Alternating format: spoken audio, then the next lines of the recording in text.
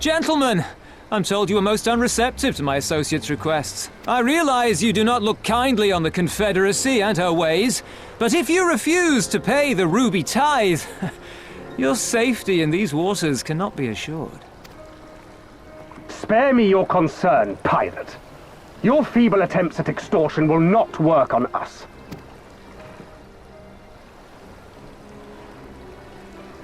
You remain at large because we allow it. Because you are such insignificant little pests that we see no need to swat you. But if you wish to risk the ire of the Viceroy, by all means fire upon an Imperial vessel. Give us a reason to bring the full might of the Garlean Empire to bear against your pathetic fleet. Bastards!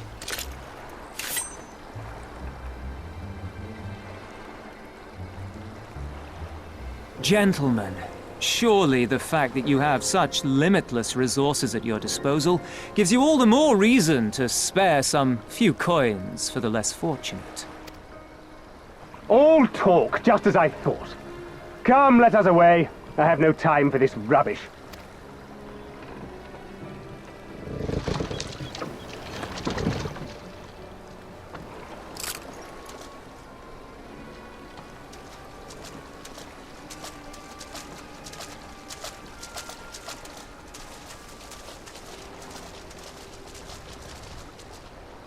We're all the same to them, aren't we?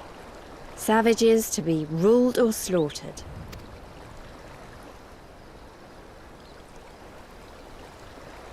They've always balked at paying the ruby tithe, but they were never so eager to pick a fight.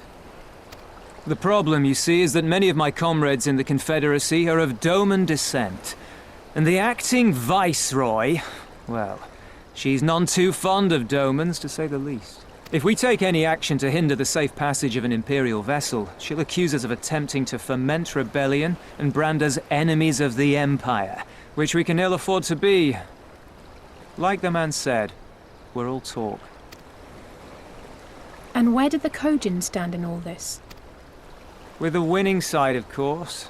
They're mercenaries to a fault, eager to offer their services without coercion. The Shellback could tell you more, though something tells me he would rather not.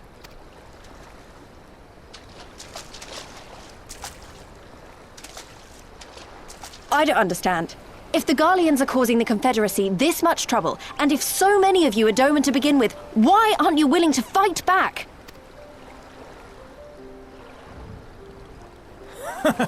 Spoken like a true friend of the Doman Liberation Front.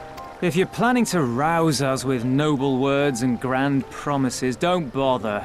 We all know what the Imperial Army can do.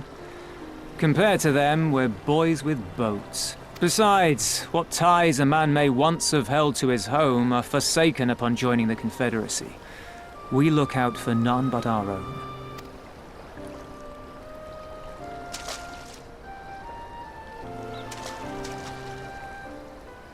Be that as it may, our livelihood is under threat, and the captain will need to decide soon whether we're to go down in a blaze of glory or bow and scrape for crumbs from the Emperor's table.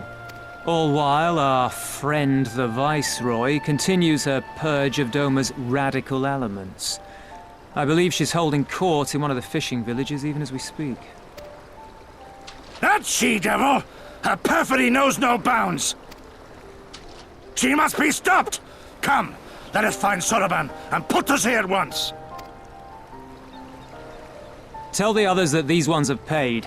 We all have places to be.